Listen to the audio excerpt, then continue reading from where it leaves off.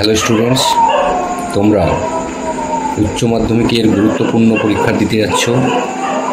Third সেমিস্টারে তোমরা জানো যে তোমাদের পরীক্ষা মাল্টিপল চয়েস কোশ্চেনের উপর হবে এবং সেগুলো ওএমআর শিটে লিখতে হবে এবং পরীক্ষার নম্বরও তোমরা জানো, অলরেডি জেনে গেছো, 40 নম্বরের মধ্যে হবে। আজকে ইংরেজির যে বিষয়টা আমরা তোমাদের সঙ্গে আলোচনা করব, তুলে ধরব, সেটা pros, poetry, drama, textual grammar and reading comprehension, এই বিষয়গুলোর উপরে ভাগ করা আছে। প্রোজে থাকবে 10 নম্বর। 10 নম্বরের মধ্যে তোমরা দেখেছো the night train at Deoli Ruskin বন্ডের, strong roots A P J Abdul Kalam, the bet Anton Chekhov, এই 3টে বিষয়ের উপর থাকবে। রাস্কিন বন্ডের নাইট ট্রেন অ্যাট দেউলি যদি আমরা দেখি তাহলে সেখানে দেখব Ruskin bond explored the themes of nostalgia, the beauty of nature and the complex relationship between human and the environment। এখানে তিনি তুলে ধরেছেন, উল্লেখ করেছেন এগুলো। অর্থাৎ তিনি নস্টালজিক হয়ে ন্যারেটরের মাধ্যমে তিনি তার গল্পগুলো এখানে তুলে ধরেছেন।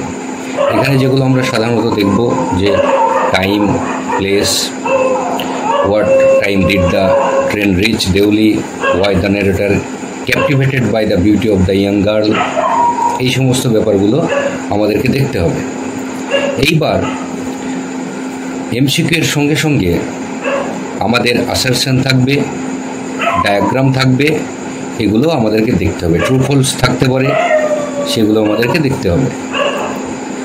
স্ট্রং রুটসে আমরা দেখেছি এপিজে আব্দুল কালামের, যে কালামের সঙ্গে তার বাবার যে একটা সম্পর্ক এবং সেই সম্পর্কের জেরে কালামের মধ্যে যে স্পিরিচুয়াল আপগ্রেডেশনটা ঘটেছিল এবং পরবর্তীতে তিনি সায়েন্স এবং টেকনোলজিতে থেকেও তার বাবার আদর্শ যে তিনি নিজের মধ্যে নিয়ে আসতে পেরেছিলেন, সেগুলো কিন্তু আমরা এখানে দেখেছি।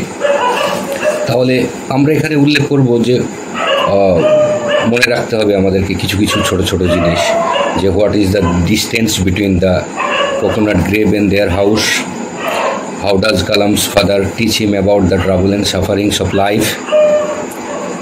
এখানে একটা কমিউনাল হারমোনি আমরা দেখতে পাবো, যে রামেশ্বরম টেম্পলের থেকে ওখানে যে হাই প্রিস্ট যিনি ছিলেন তার সঙ্গে কালামের বাবা যে একটা সম্পর্ক, একটা হারমোনি ব্যাপারটা সেখানে আমরা দেখতে পাবো। তো ছোট্ট ছোট্ট ব্যাপারগুলো আমরা এখানে দেখব এবং খুব সিরিয়াসলি সেগুলো আমরা দেখব। তারপরে আমাদের একটা গল্প, খুব সুন্দর একটা গল্প আছে অ্যান্টন চেকভের দ্য বেট। বেটে আমরা যেটা দেখব সেটা হচ্ছে দ্য সাইকোলজিক্যাল চেঞ্জেস অফ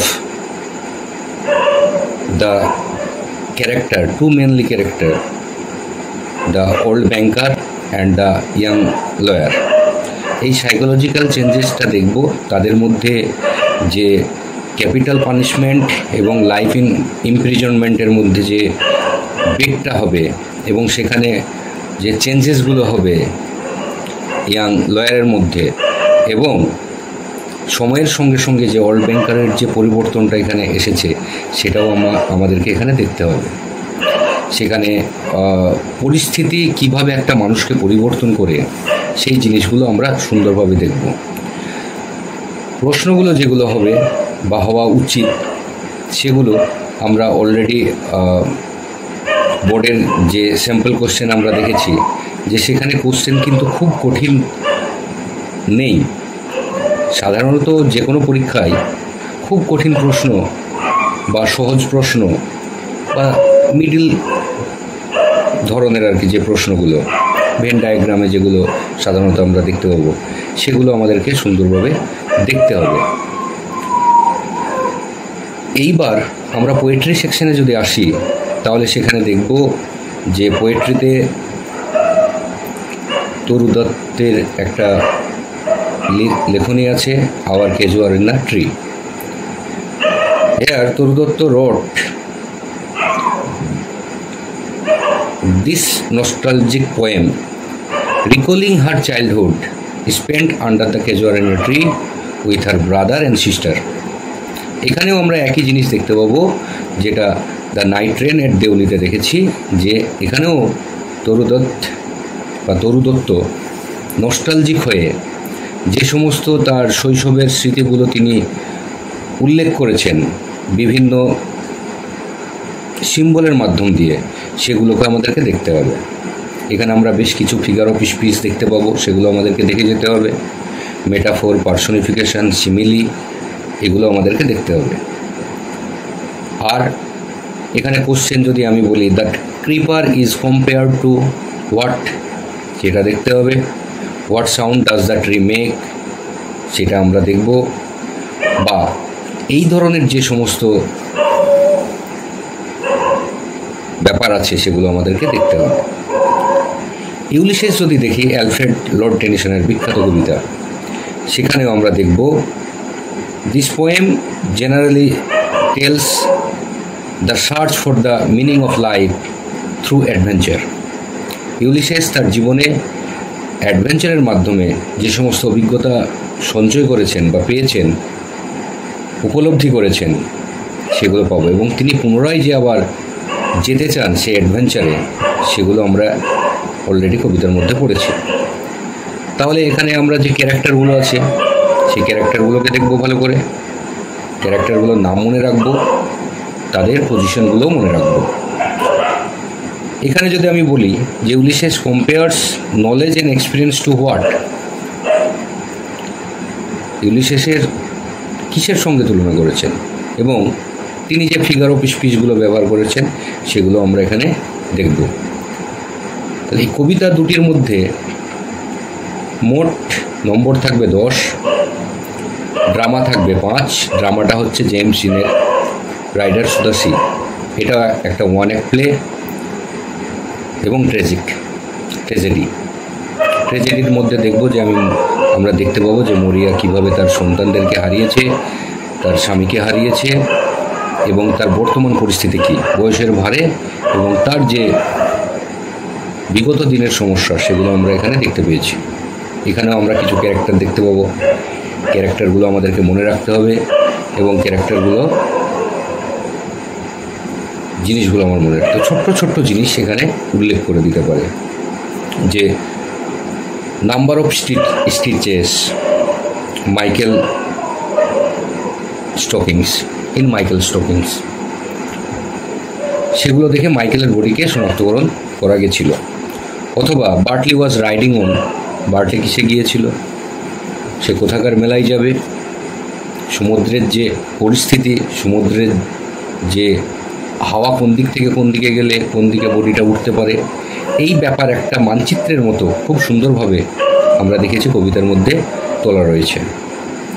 আর যেটা দেখব, মরিয়া শেষ পর্যন্ত অলমাইটি গডের কাছে যে মার্সি, ক্ষমা ভিক্ষা করবে, সেই জিনিসটা দেখতে পাবো। এবং সান্ত্বনা যেটা পাবে অলমাইটির গডের কাছে, সেটা আমরা একটা সুন্দর সমাপতনের মাধ্যম দিয়ে দেখতে পাবো।